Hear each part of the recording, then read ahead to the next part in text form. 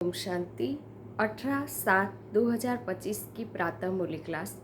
मुरली का सार है, मीठे बच्चे अपने ऊपर आपे ही रहम करो। बाप जो श्रीमत देते हैं उस पर चलते रहो। बाप की श्रीमत है, बच्चे टाइम वेस्ट नहीं करो, सुलटा कार्य करो। प्रश्न है, जो तकदीरवान बच्चे हैं उनकी मुख्य धारणा कौन सी होगी? उत्तर है, तकदीरवान बच्चे सवेरे सवेरे उठकर बाप को बहुत प्यार से याद करेंगे, बाबा से मीठी मीठी बातें करेंगे, कभी भी अपने ऊपर बेरहमी नहीं करेंगे। वह पास विद ऑनर होने का पुरुषार्थ कर स्वयं को राजाई के लायक बनाएंगे। प्रश्न ओम शांति। बच्चे बाप के सामने बैठे हैं ना, तो जानते हैं कि हमारा बेहद का बाप है और हमको बेहद का सुख देने के लिए श्रीमत दे रहा है। उनके लिए गाया जाता है रहम दिल लिबरेटर। बहुत महिमा करते हैं। बाबा कहते हैं सिर्फ महिमा की बात नहीं है, बाबा का तो फर्ज है बच्चों को मत देना। बेहद का बाप बेहद की मत देते हैं। ऊंचते ऊंच बाप है तो जरूर उनकी मत भी ऊंचते ऊंच होंगी। मत लेने वाली आत्मा है। अच्छा व बुरा कर्म काम आत्मा ही करती है। इस समय दुनिया को मिलती है रावण की मत, तुम बच्चों को मिलती है राम की मत। रावण की मत से बेरहम हो उल्टा काम करते हैं।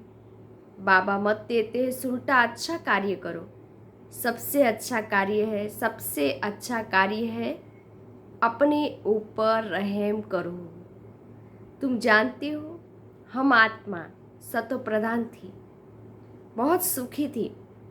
फिर रावण की मत पर मिलने से तुम तमो प्रधान बन गए। अब फिर बाबा मत देते हैं कि बाबा को याद करो, अब अपने पर रहम करो। यह बाबा मत देते हैं। बाबा रहम नहीं करते, बाप तो श्रीमत देते हैं ऐसे ऐसे करो, अपने ऊपर आपे ही रहम करो। अपने को आत्मा समझ और पतित पावन बाप को याद करो तो तुम पावन बन जाएंगे।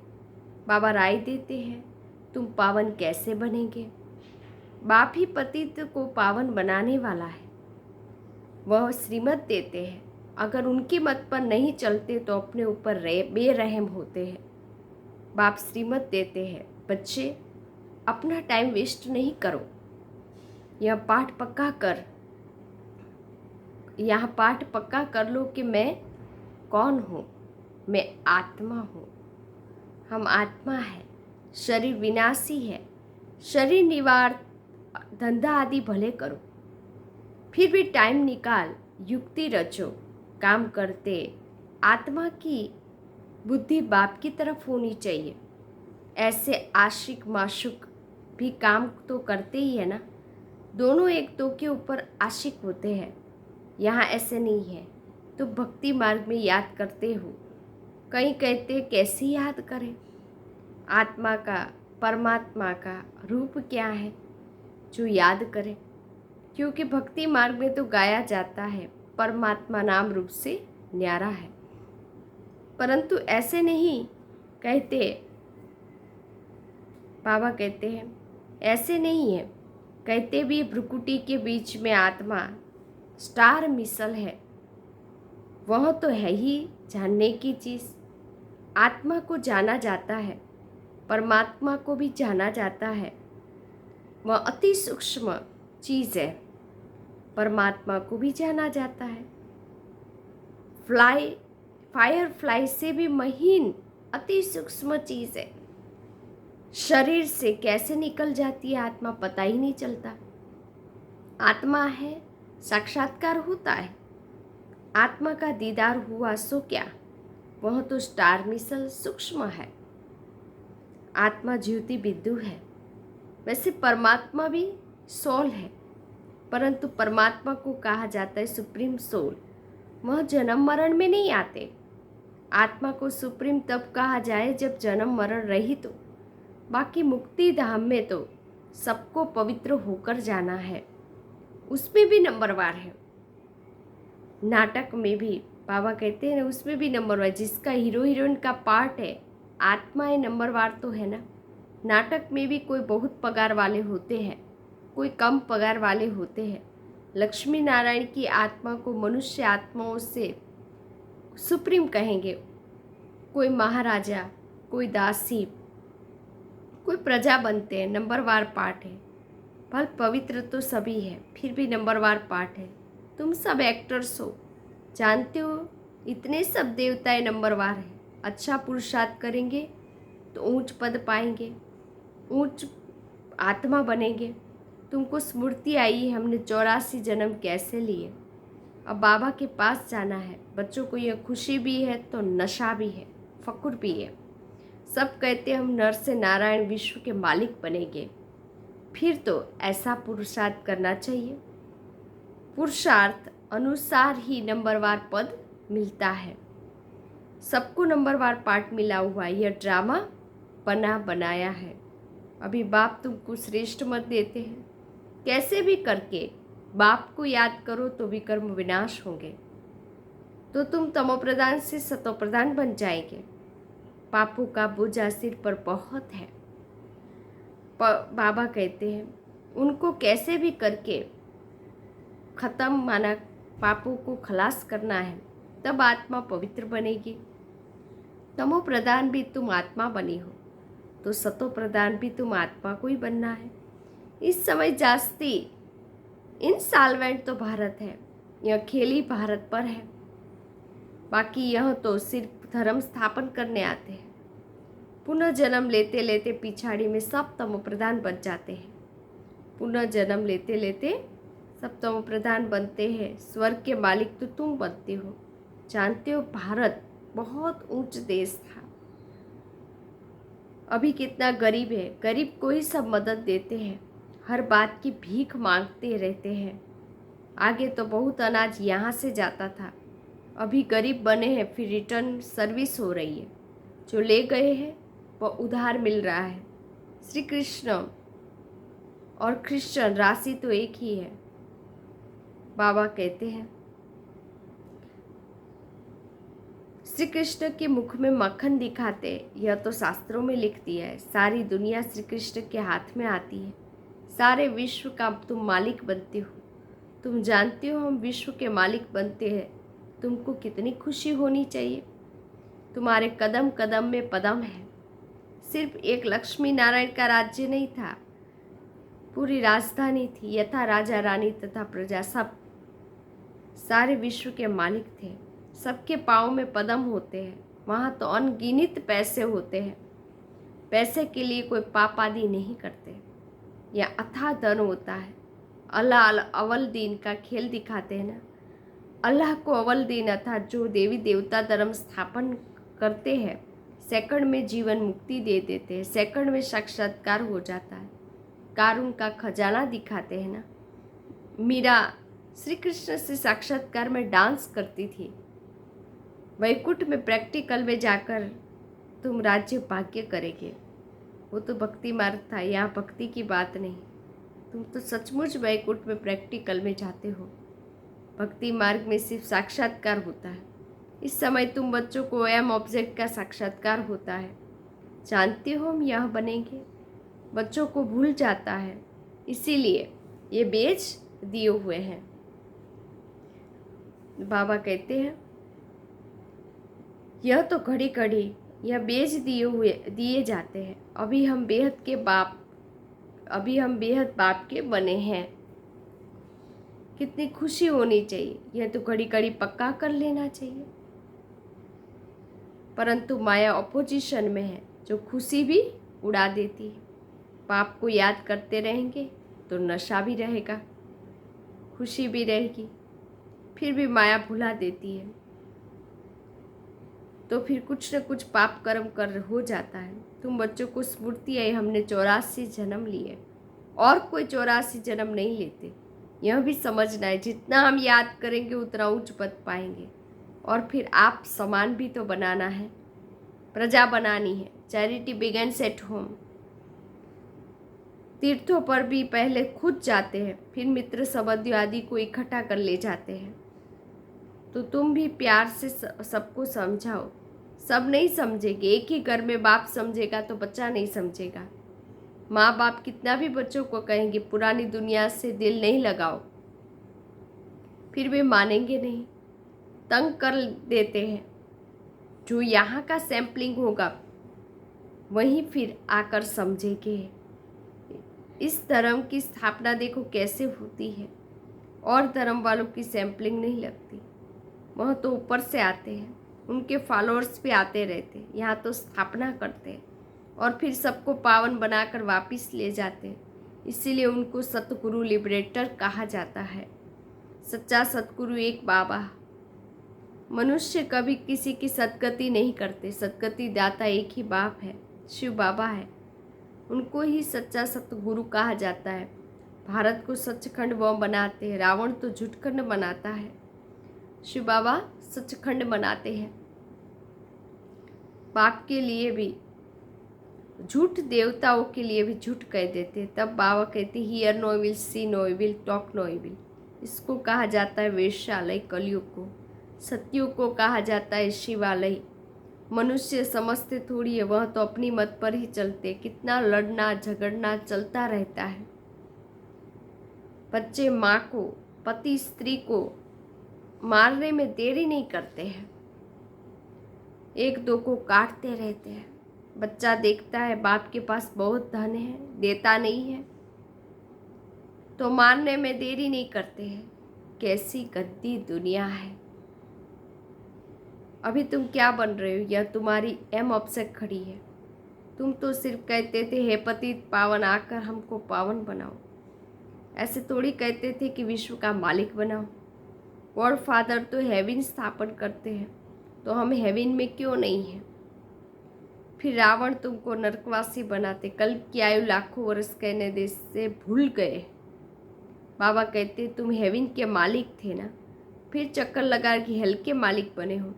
अभी फिर बाप तुमको हेवन का मालिक बनाते हैं। कहते मीठी आत्माएं, बच्चों बाप को याद करो तो तुम तमो प्रधान से सतो प्रधान बन जाएंगे। तमो प्रधान बनने में आधा कल्प लगा है, बल्कि सारा ही कल्प कहे, क्योंकि कला तो कम हो जाती है। इस समय कोई कला नहीं है। कहते हैं मुझ निर्गुण हारे में कोई गुण नहीं। इसका भी अर्थ क्लियर है। यहाँ फिर निर्गुण बालक की संस्था भी है। बालकों में कोई गुण नहीं है, नहीं तो बालक को महात्मा से भी उच्च कहा जाता है। उनको विकारों का पता ही नहीं है। महात्मा को तो विकारों का भी पता होता है, तो अक्सर भी कितने रॉन्ग बोलते हैं। माया बिल्कुल अनराइटियस बना देती। गीता पढ़ते भी है, कहते भगवान उवाच काम महाशत्रु है, यह आदि मध्य अंत दुख देने वाला है। फिर भी पवित्र बनने में कितने विघ्न डालते हैं। बच्चा शादी नहीं करता तो कितना बिगड़ते हैं। बाबा कहते तुम बच्चों को श्रीमत पर चलना है।